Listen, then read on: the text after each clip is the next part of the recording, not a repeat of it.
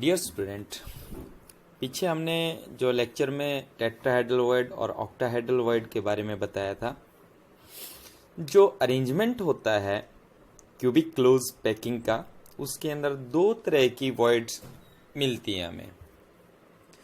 तो इन दो वॉइड की अगर हम बात करते हैं तो इन दो वॉइड के अंदर एक तो टेट्राहेड्रल वॉइड होती है और दूसरी होती है ऑक्टाहेड्रल वॉइड। हम बात करते हैं टेट्राहेड्रल वॉइड की और ऑक्टाहेड्रल वॉइड की। तो ये जो टेट्राहेड्रल और ऑक्टाहेड्रल वॉइड होती है, ये पार्टिकल के अरेंजमेंट के बेसिस फॉर्मेशंस होती हैं। जैसे कि हम बात करें क्यूबिक क्लोज पैकिंग की, तो क्यूबिक क्लोज पैकिंग में हमने पहले भी डिस्कस किया था कि इसके अंदर ABC टाइप का अरेंजमेंट होता है, जबकि हेक्सागोनल क्लोज पैकिंग के अंदर ये AB टाइप का अरेंजमेंट होता है, यानी कि CCP में और AB HCP में। अब हम बात करते हैं कि कोई भी पार्टिकल्स का अरेंजमेंट होता है किसी भी क्रिस्टल सिस्टम के अंदर, उसकी यूनिट सेल के अंदर, तो on the basis of the arrangement of these particle there is formation of tetrahedral void and octahedral void. हम बात करते हैं कि ऑक्टाहेड्रल वॉइड्स जो होती हैं वो लगभग जो नंबर ऑफ पार्टिकल्स होते हैं किसी भी यूनिट सेल के अंदर उसके इक्वल होती हैं, यानी कि number of octahedral voids formed is equal to number of sphere, that is sphere को इसने n से रिप्रेजेंट किया है। ठीक है, ऐसे ही हम बात करते हैं टेट्राहेड्रल वॉइड की। टेट्राहेड्रल वॉइड है वो लगभग दो गुनी होती हैं किससे? ऑक्टाहेड्रल वॉइड से। 2 into number of particles also, यानी कि जितने पार्टिकल, जैसे कि हम बात करते हैं सिंपल में, सिंपल प्रिमिटिव यूनिट सेल है, उसमें अगर एक कंट्रीब्यूशन होता है टोटल पार्टिकल का, तो उसके अंदर टेट्राहेड्रल वॉइड कितनी होंगी? 2 होंगी। On the basis of the arrangement of the particle in a unit cell, there are number of particles that is smaller in size or greater in size. We know this particle in a unit cell have different nature, that is cation and anion. जैसे कि cation और A9 दो से formation होती है इसकी। हम बात करते हैं एनाइन की, तो एनाइन का साइज है वो ज्यादा बड़ा होता है। तो due to large size of anion these are present at the corners. जो कॉर्नर होते हैं, कॉर्नर के ऊपर है वो एनाइन प्रेजेंट होते हैं। जैसे कि एक यूनिट सेल इसके अंदर दिखाया गया है। इस यूनिट सेल के अंदर 8 कॉर्नर हैं। कितने कॉर्नर हैं? 8 कॉर्नर हैं, और इन कॉर्नर्स के ऊपर जो पार्टिकल्स प्रेजेंट हैं वो क्या है? एनाइन। बात करते हैं कैटाइन की। अब कैटाइन का साइज जैसा कि हमें पता है छोटा होता है, तो ये वॉइड के अंदर प्रेजेंट होती हैं। अब जैसा कि हम जानते हैं कि जो छोटा साइज होता है कैटाइन का वो टेट्राहेड्रल वॉइड के अंदर, और जिस कैटाइन का साइज बड़ा होता है वो ऑक्टाहेड्रल वॉइड के अंदर प्रेजेंट होता है। जैसे कि ये सिंबल ब्लिंक कर रहा है, ये टेट्राहेड्रल वॉइड के अंदर due to its smaller size of the cation this will exist into the smaller void, that is tetrahedral void. अगर हम कंपेयर करें टेट्राहेड्रल वॉइड और ऑक्टाहेड्रल वॉइड में, तो टेट्राहेड्रल वॉइड का साइज है वो छोटा होता है as compare to octahedral void. अब ये जो ब्लिंक कर रहा है वो क्या होता है? ऑक्टाहेड्रल वॉइड होता है। ऑक्टाहेड्रल वॉइड का साइज लार्जर होता है as compare to tetrahedral void. तो जनरली हम इनके साइज के अंदर कंपेयर करके भी बता सकते हैं कि ये टेट्राहेड्रल वॉइड है, ऑक्टाहेड्रल वॉइड है। नॉर्मली हम देखते हैं कि एनाइन का साइज है वो बड़ा होता है किसके बजाय? कैटाइन के बजाय। जैसे कि हम देखते हैं, ये दो एग्जाम्पल लिए हमने, एक NaCl का दैट इज सोडियम क्लोराइड और एक जिंक सल्फाइड। तो सोडियम क्लोराइड के अंदर देखते हैं कि क्लोरीन जो एनाइन है वो प्रेजेंट है कहां पे? Corner as well as face के ऊपर प्रेजेंट है। जबकि हम सोडियम की बात करते हैं तो सोडियम कहां पे प्रेजेंट है? Each edge and the body centre. अब इसका साइज है वो 102 पिकोमीटर है, किसका? सोडियम का, कैटाइन का। और इस सोडियम का साइज 102 पिकोमीटर, यानी कि due to its great size it is present at the octahedral site या ऑक्टाहेड्रल वॉइड। अब हम बात करते हैं ZnS की। तो ZnS के अंदर हम देखते हैं कि सल्फर का साइज, तो सल्फर का साइज है वो बहुत छोटा साइज है, यानी कि as compare to sodium, sodium के कंपैरिजन में अगर हम जिंक का साइज देखते हैं तो जिंक का साइज कितना है? 74 पिकोमीटर। तो बहुत छोटा साइज हो गया, और बहुत छोटा साइज होने की वजह से it is present in tetrahedral void. तो ये कहां पे प्रेजेंट होता है? टेट्राहेड्रल वॉइड के अंदर प्रेजेंट होता है। So we can compare both of the octahedral and tetrahedral void. तो टेट्राहेड्रल वॉइड और ऑक्टाहेड्रल वॉइड के अंदर हम कैसे डिफरेंशिएट करते हैं? On the basis of size. कि अगर हम एक और बात करते हैं कि जो टेट्राहेड्रल वॉइड और ऑक्टाहेड्रल वॉइड है, इनका साइज भी अगर हम कंपेयर करें तो ऑक्टाहेड्रल वॉइड है उसका साइज होता है 0.414, और जबकि हम देखते हैं टेट्राहेड्रल वॉइड का, तो टेट्राहेड्रल वॉइड का साइज कितना होता है? That is 0.225। इनकी रेडियस का डिफरेंस होता है दोनों में, ऑक्टाहेड्रल में और टेट्राहेड्रल में। तो on the basis of the arrangement of the particles in any crystal system there are some numerical problem also. तो हम कुछ प्रॉब्लम करते हैं। तो इसमें ये प्रॉब्लम दे रखी है कि इन करंडम के अंदर the oxide ion form the hexagonal close packing, कि हेक्सागोनल क्लोज पैकिंग इसका अरेंजमेंट बता रहा है, packing. And the aluminium ion occupied 2/3 of the octahedral void. जो ऑक्टाहेड्रल वॉइड होती हैं उसका 2/3 एल्यूमिनियम आयन ने स्पेस ऑक्यूपाई किया है। What is the formula of the compound of corundum? तो करंडम का फार्मूला बहुत अच्छा न्यूमेरिकल है, आ भी जाता है एग्जाम में।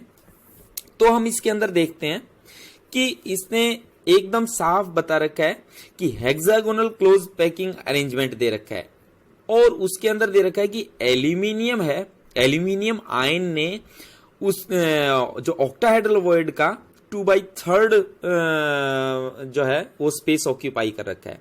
अब हमें पता है कि ऑक्टाहेड्रल वॉइड और टेट्राहेड्रल वॉइड का, जैसे कि हमने जिक्र किया था कि ऑक्टाहेड्रल वॉइड किसके इक्वल होती है? ऑक्टाहेड्रल वॉइड है वो always equal to the number of particle present in any unit cell. कि ऑक्टाहेड्रल वॉइड और नंबर ऑफ पार्टिकल इक्वल होंगे, that is if the number of particle present in simple unit cell. मैंने पहले भी आपको explain किया है कि सिंपल यूनिट सेल के अंदर अगर एक पार्टिकल प्रेजेंट है तो उसके अंदर ऑक्टाहेड्रल वॉइड भी कितनी होंगी? एक ही होंगी। अगर हम बात करते हैं टेट्राहेड्रल वॉइड की, if we ask about the tetrahedral void, तो टेट्राहेड्रल वॉइड कितनी होंगी? It is double of the octahedral voids. ये ऑक्टाहेड्रल वॉइड की क्या होंगी? 2 गुनी होंगी। और सेम जैसे कि octahedral void also equal to the number of particles, so the tetrahedral void also double than the number of particle present in a unit cell। चलो इस न्यूमेरिकल को एक्सप्लेन करते हैं हम कि number of oxides ion, number of oxides ion यानी कि जो ऑक्साइड्स आयन है, यानी कि एल्यूमिनियम ऑक्साइड है, इसमें ऑक्सीजन आयन है, वो किसके इक्वल होंगे? That is number of octahedral site, octahedral site के इक्वल होंगे, that is equal to n। इसको किससे रिप्रेजेंट किया है? इसने n से रिप्रेजेंट किया है कि नंबर ऑफ ऑक्टाहेड्रल साइट है वो नंबर ऑफ ऑक्साइड्स आयन के इक्वल माना है, और इसको रिप्रेजेंट किया n से। अब जैसे कि इसने रिप्रेजेंट किया कि ऑक्टाहेड्रल साइट को इसने n से रिप्रेजेंट किया है, तो number of particles also equal to n। So next हम इसके ऊपर बात करते हैं कि in case of number of oxides ion की अगर हम बात करते हैं तो हम चार्ज की बात करते हैं कि एल्यूमिनियम के ऊपर कितना चार्ज होता है। इसकी जो आयन्स हैं, आयन की फॉर्म में देखें तो 3 पॉजिटिव, और ऑक्सीजन के ऊपर इसका जो चार्ज होता है वो 2 नेगेटिव होता है।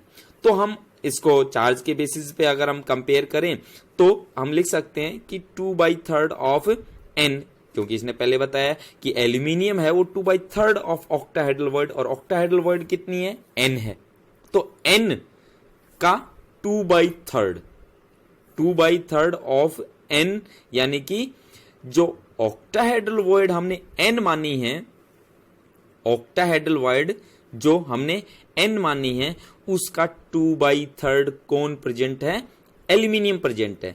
अब एल्यूमिनियम 2/3 प्रेजेंट है, अगर हम रेशियो देखें दोनों का, तो हम क्या रेशियो देखते हैं कि 2/3 है वो एल्यूमिनियम आयन प्रेजेंट है with respect to the ratio of oxides ion, that is octahedral void, that is 1। अब हम रेशियो की बात करते हैं तो 2/3 that ratio with respect to the oxide is equal to 1, और अगर सिंपल फार्मूला फिर हम कैलकुलेट कर सकते हैं कि 3 है वो हम राइट साइड में लेके जाएंगे तो 2:3 हो जाएगा। अब 2:3 2 with aluminium that is Al2, और ऑक्सीजन क्या हो जाएगा 3। तो what is the formula of the corundum? On the basis of the numerical the formula of the corundum is Al2O3, ये फार्मूला हो जाएगा करंडम का। तो इस तरह के न्यूमेरिकल अगर आते हैं तो बहुत इजी न्यूमेरिकल है, हम आसानी से ऐसे न्यूमेरिकल कर सकते हैं, कोई प्रॉब्लम नहीं है। 2/3 हो सकता है या हाफ हो सकता है, जैसे भी कोई न्यूमेरिकल आता है तो इसके बेसिस पे, इस फार्मूला के बेसिस पे या इस बेसिस पे कोई भी न्यूमेरिकल आता है तो हम उसको सॉर्ट आउट कर सकते हैं।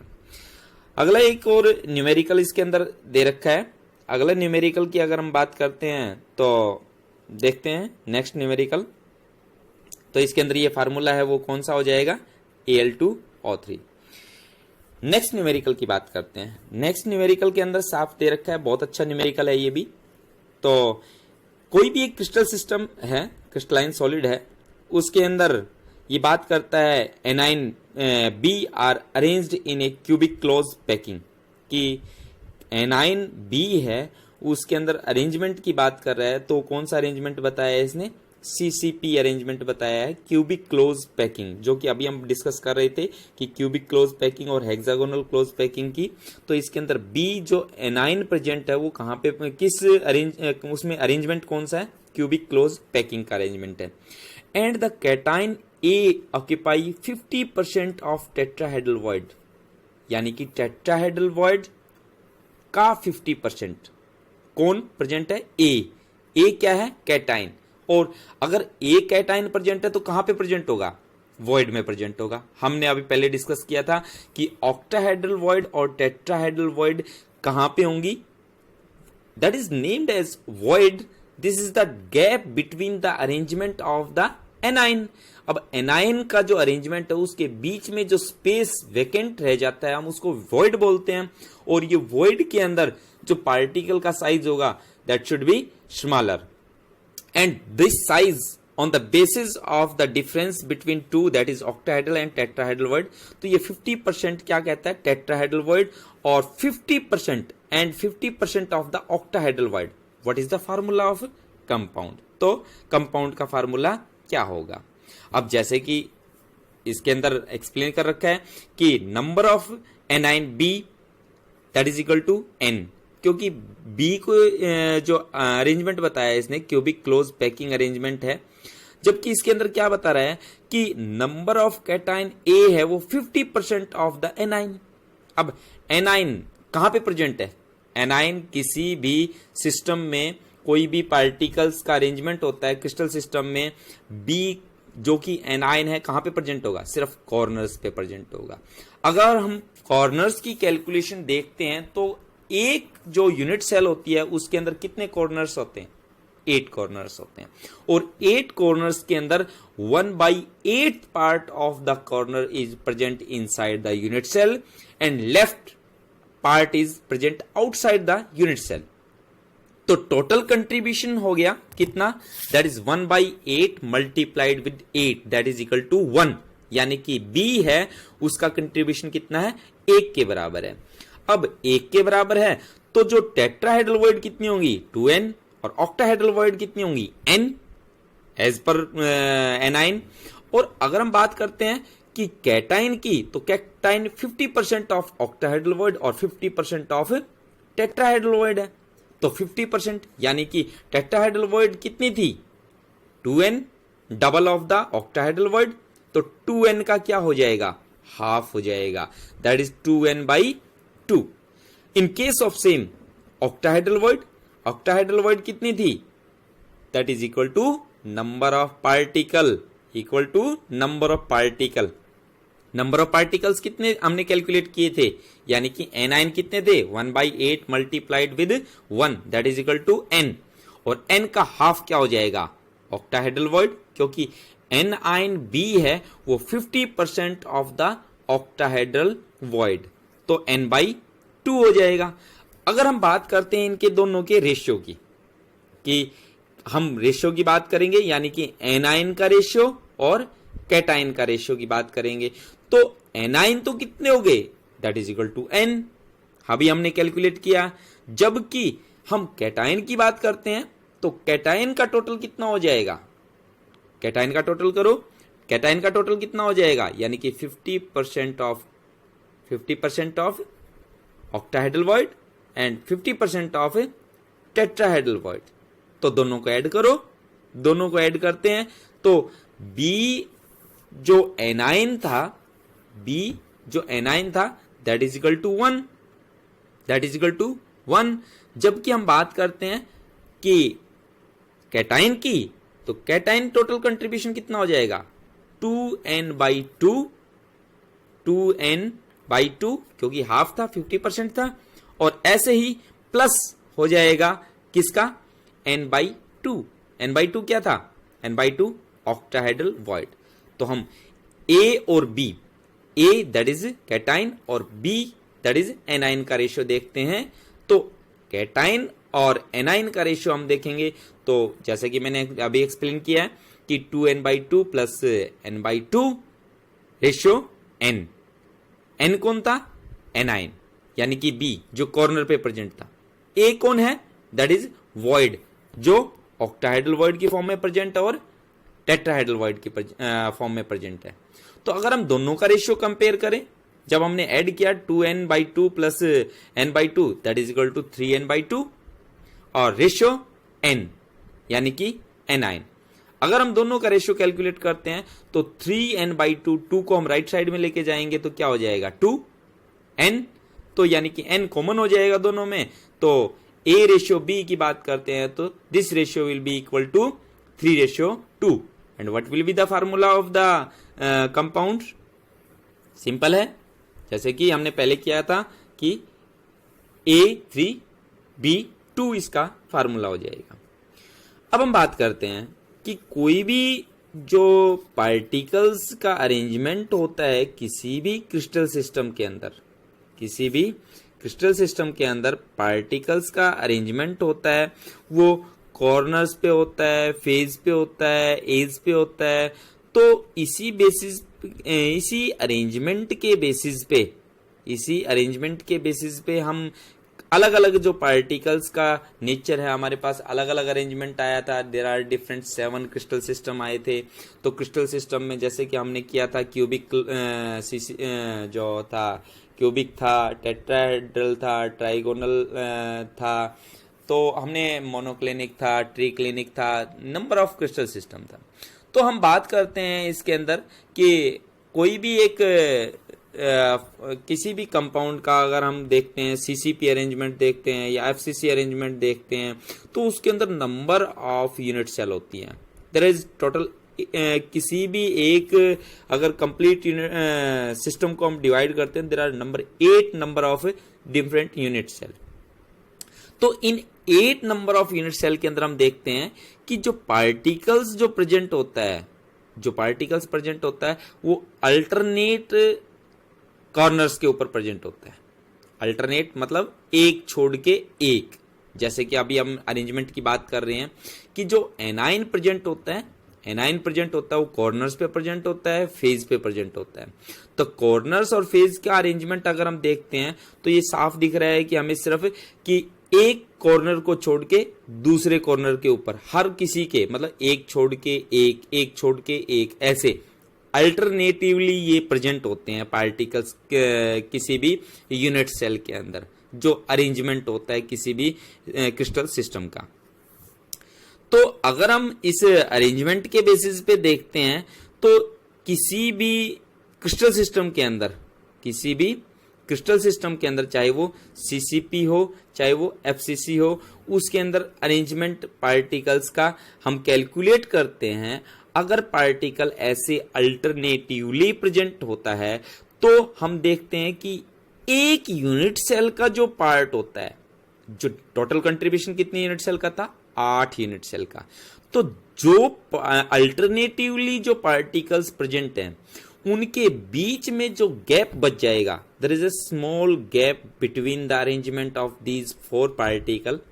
अगर हम इसको एक ट्रायंगल की फॉर्म में देते हैं, इनको आपस में मिलाते हैं इन पार्टिकल्स को, तो 1 cube is equal to 1 tetrahedral void, यानी कि इसके बीच में जो फॉर्मेशन होगी एक वॉइड की, वो वॉइड कौन सी होगी?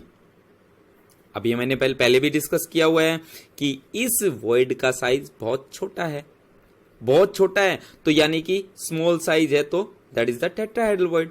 अब टोटल जो पूरा ये क्रिस्टल सिस्टम है, इसके अंदर कितने यूनिट सेल्स बने थे टोटल? हम अगर इसको डिवाइड करते हैं तो there are 8 different unit cell.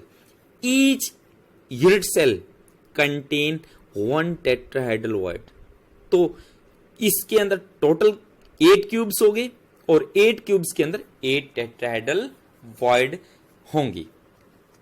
जैसे कि इसके अंदर रिप्रेजेंट किया है कि हम देखते हैं कि कोई भी पार्टिकल्स है जो एफसीसी अरेंजमेंट होता है, कि एफसीसी के अंदर 6 फेजेस होते हैं और 6 फेजेस के अंदर जो एक पार्टिकल फेज पे प्रेजेंट होता है, और जो 6 फेज होते हैं ईच फेज के ऊपर एक पार्टिकल प्रेजेंट होता है और कॉर्नर्स के ऊपर प्रेजेंट होता है।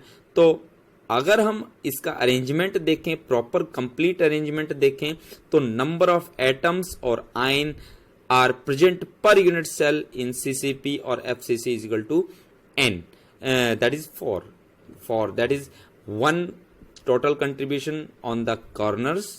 कॉर्नर के ऊपर कितना होगा? 1, क्योंकि 1/8 multiplied with 8 that is equal to 1, और बाकी 6 फेजेस हैं, तो हाफ पार्ट साफ दिख रहा है कि हाफ पार्ट है, क्योंकि कोई भी पार्टिकल्स है, कोई भी एटम है, कोई भी मॉलिक्यूल है, उसकी शेप को हम राउंड शेप एज्यूम करते हैं। तो on the basis of the round shape, half part of this particle is present inside the atom and half remaining outside. So total contribution on the phase that is equal to 3. 1/2 multiplied with 6 that is equal to 3. तो total contribution अगर हम देखें 1 corners के ऊपर और 3 phase के ऊपर, तो टोटल कंट्रीब्यूशन कितना हो जाएगा? That is equal to 4। अगर हम बात करते हैं ऑक्टाहेड्रल वॉइड की, किसकी बात करते हैं? ऑक्टाहेड्रल वॉइड की। तो ऑक्टाहेड्रल वॉइड की मैंने पहले भी बताया था कि ऑक्टाहेड्रल वॉइड है वो कहां पे प्रेजेंट होगी? ऑक्टाहेड्रल वॉइड कहां पे प्रेजेंट होगी? ऑक्टाहेड्रल वॉइड और टेट्राहेड्रल वॉइड में मैंने दोनों के बीच में डिफरेंस भी क्लियर किया था कि दोनों के बीच में डिफरेंस किस चीज का है? साइज का। ऑक्टाहेड्रल वॉइड है उसका साइज है वो लार्जर होगा as compare to tetrahedral void. अगर हम बात करते हैं ऑक्टाहेड्रल वॉइड की due to its large size, जैसे कि हमने पहले इसको क्लियर भी किया था कि सोडियम क्लोराइड का हमने एग्जांपल लिया था। तो सोडियम क्लोराइड में सोडियम जो कैटाइन प्रेजेंट होते हैं, जो कैटाइन है वो किसका काम कर रहा था? कैटाइन किसका काम कर रहा था? दैट इज ऑक्टाहेड्रल वॉइड का। तो सेम हम जो अरेंजमेंट देखते हैं, रॉक साल्ट का अरेंजमेंट देखते हैं, यानी कि सोडियम क्लोराइड का अरेंजमेंट देखते हैं, तो सोडियम क्लोराइड के अंदर जो सोडियम कैटाइन जो प्रेजेंट है वो कहां पे प्रेजेंट होता है? बॉडी के सेंटर में प्रेजेंट होता है, बॉडी के सेंटर में प्रेजेंट होता है। क्योंकि हमने पहले अरेंजमेंट देखा था कि सीसीपी और एफसीसी अरेंजमेंट की अगर हम बात करते हैं तो particles present at the corners as well as on the face. Face और कॉर्नर के ऊपर प्रेजेंट होता है, और फेज और कॉर्नर के ऊपर प्रेजेंट होता है। तो बॉडी के सेंटर में अगर कोई भी पार्टिकल्स प्रेजेंट होता है तो डायरेक्टली उस वॉइड को डायरेक्टली कितने नंबर ऑफ पार्टिकल टच करते हैं? एक्चुअल जो अरेंजमेंट है जो हम कोई भी ऑक्टाहेड्रल वॉइड को रिप्रेजेंट करते हैं तो हम एक लाइन से रिप्रेजेंट करते हैं। लाइन से उसके सिर्फ ज्योमेट्री को रिप्रेजेंट करने के लिए हम ऐसा शो कर रहे हैं। एक्चुअल में these particle are touching each other, एक दूसरे को ये टच कर रहे हैं। तो जो सेंटर में ऑक्टाहेड्रल वॉइड प्रेजेंट है, उस ऑक्टाहेड्रल वॉइड को कितने स्फीयर्स ने डायरेक्टली टच किया है? 6 स्फीयर ने। तो ऑक्टाहेड्रल वॉइड के अंदर जो सेंटर में जो पार्टिकल्स ब्लू कलर का दिखाई दे रहा है, तो ये कौन सी वॉइड है? ऑक्टाहेड्रल वॉइड प्रेजेंट है। Octahedral void that is larger in greater in size, greater in size जैसे कि मैंने बताया था, इसका साइज भी कितना बताया था? 0.414 आर, जो ऑक्टाहेड्रल वॉइड का साइज होता है। और ये इसका अगर हम कंट्रीब्यूशन देखें, इसका हम कंट्रीब्यूशन देखते हैं, तो कंट्रीब्यूशन में देखते हैं कि किसी भी पार्टिकल्स के अंदर कितने एजेस होते हैं। जैसे कि एक रूम होती है, हम एक रूम का एग्जांपल ले लेते हैं। किसी भी कॉमन रूम में बैठे हैं तो उसके अंदर 8 कॉर्नर होते हैं, 8 कॉर्नर होते हैं और 12 एज होते हैं, 12 एज होते हैं। और हर एक एज के ऊपर की बात करें तो जैसे ये रिप्रेजेंट कर रहा है कि अगर हम 4 कोई भी बॉक्सेस हैं उसको हम साइड बाय साइड रखते हैं, तो अगर हम सेंटर में कोई भी एक पेन रखते हैं या पेंसिल रखते हैं चारों के बीच में, तो वो जो पेन या पेंसिल है वो चारों बॉक्सेस को टच करता है। मतलब कहने का है कि उस पेंसिल को हम 4 इक्वल पार्ट में बांटते हैं, 4 इक्वल पार्ट में बांटते हैं। ऐसे ही स्फीयर, कोई भी स्फीयर अगर एज के ऊपर प्रेजेंट है तो उस एज का मतलब क्या हो गया कि उसका 1/4 part inside the unit cell and left remaining present outside the unit cell. तो ऐसे ही रॉक साल्ट का जो अरेंजमेंट होता है, अगर हम सोडियम क्लोराइड के अंदर की बात करें तो हर एक 12 एज की अगर हम बात करते हैं तो 12 एजेस के ऊपर, 12 एजेस के ऊपर each octahedral void is present.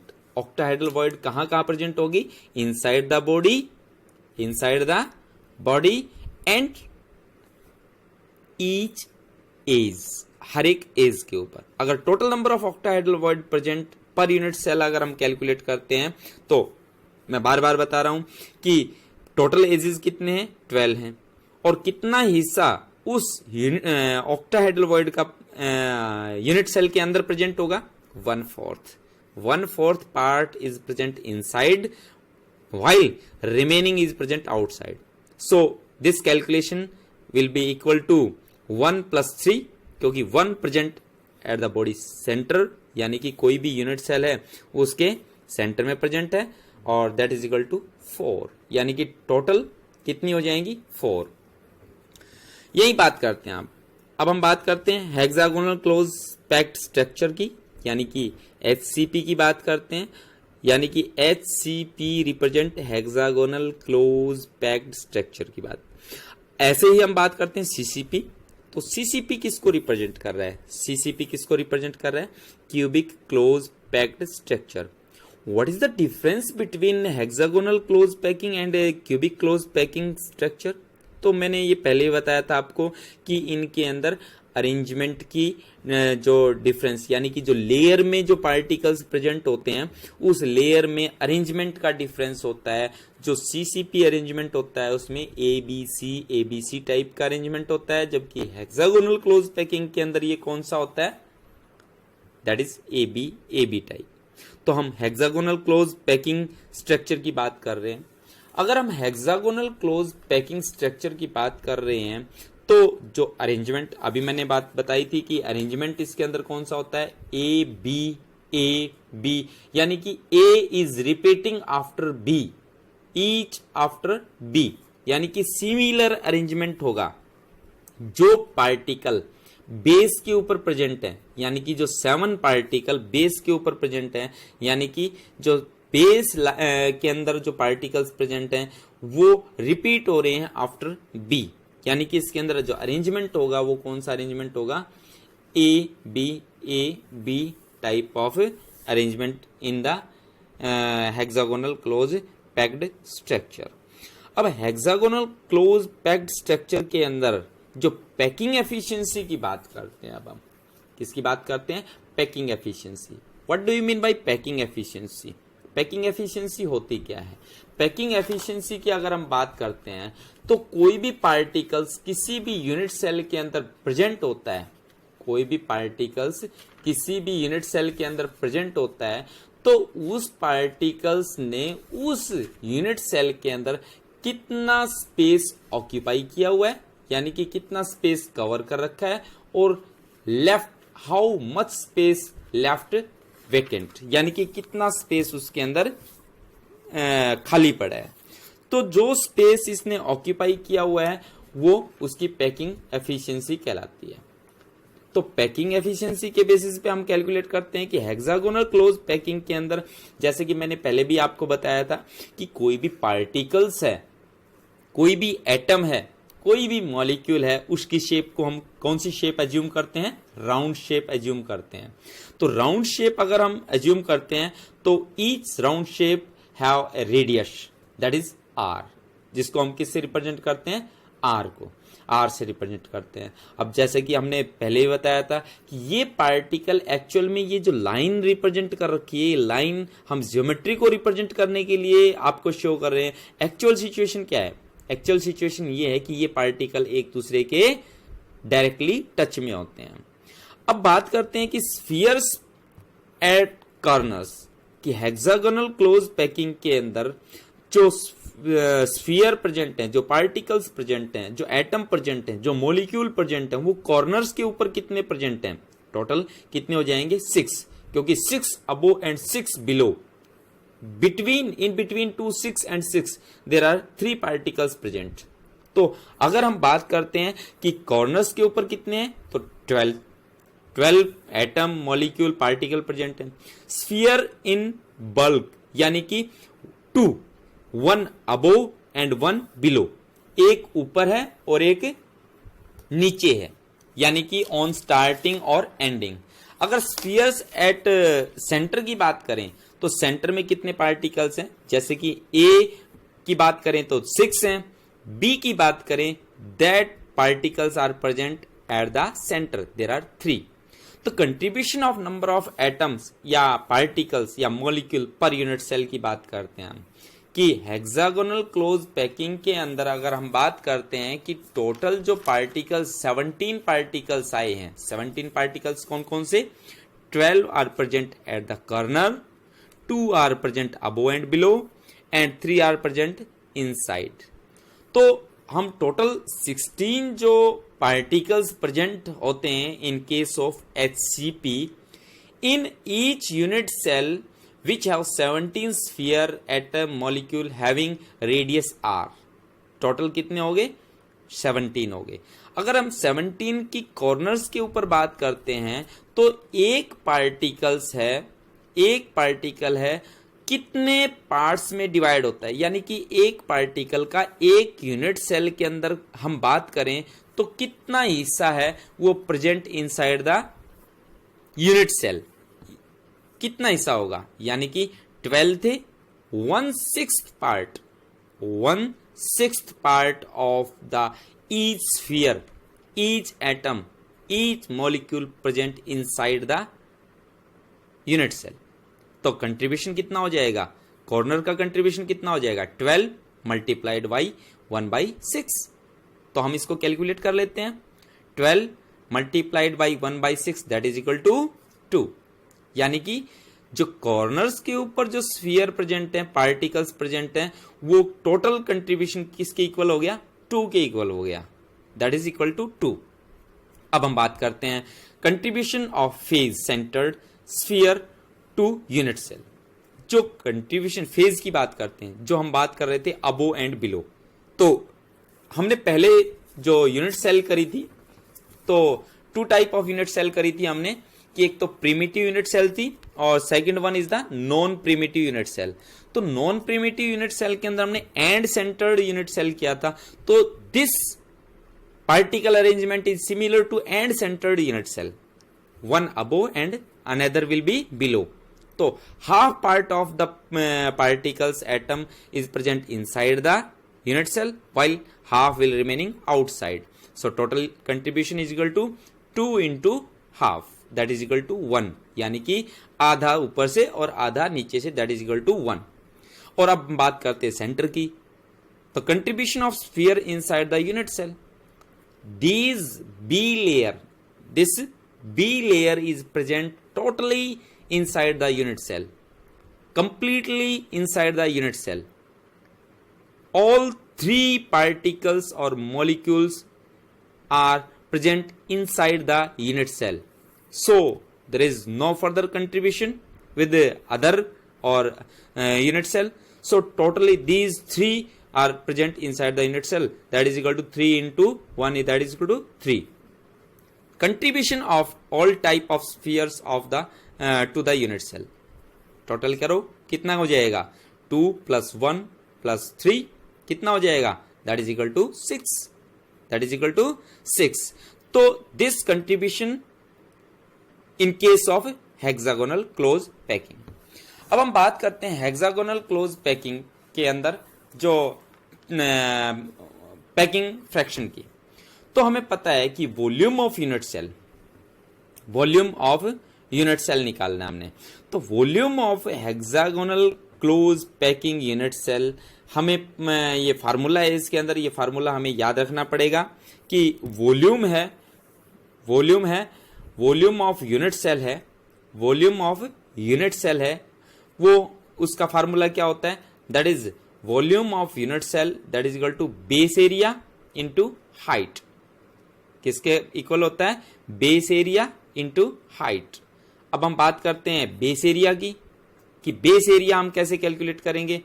अब टोटल कंट्रीब्यूशन हमने कैलकुलेट कर रखा है, टोटल कंट्रीब्यूशन किसके इक्वल था, बेस एरिया कैलकुलेट करने के लिए total number of particle contribution चाहिएगा, तो टोटल पार्टिकल कंट्रीब्यूशन हमने कैलकुलेट कर रखा है, that is equal to 6 particle का कंट्रीब्यूशन था टोटल, तो 6 into square root of 3/4 multiplied with 2r square, यानी कि जो 2 particles, 2 atom, 2 molecule which are touching each, so total radius that is r and r that is 2r का square हो जाएगा। तो this is the base area in case of volume of unit cell. First we will calculate base area and next height. तो height calculate करने का तो simple सा formula है कि हाइट को कैलकुलेट करने के लिए टोटल r कितने हो जाएंगे, 4r into square root of 2/3। तो ये हमने दोनों क्या कैलकुलेट कर लिए, बेस एरिया एंड हाइट। तो बेस एरिया और हाइट हमारे पास हो गया, तो टोटल वॉल्यूम भी कैलकुलेट कर सकते हैं। तो टोटल वॉल्यूम क्या हो जाएगा, that is base area multiplied with height. हम इसको कैलकुलेट करते हैं और इसको कैलकुलेट करेंगे तो हमारे पास कितना आ जाएगा, वॉल्यूम ऑफ यूनिट सेल कितना आ जाएगा, 24 स्क्वायर रूट 2r³ आ जाएगा। ये हमारे पास क्या आ गया, total volume of the unit cell present, total particles और you can say total volume of unit cell, जो hexagonal close packing unit cell है उसका वॉल्यूम आ जाएगा। अभी हमने क्या कैलकुलेट किया, वॉल्यूम कैलकुलेट किया। नेक्स्ट हम क्या करेंगे, पैकिंग फ्रैक्शन की बात करते हैं। तो पैकिंग फ्रैक्शन का भी ये फार्मूला है, ये भी हमें याद रखना पड़ेगा।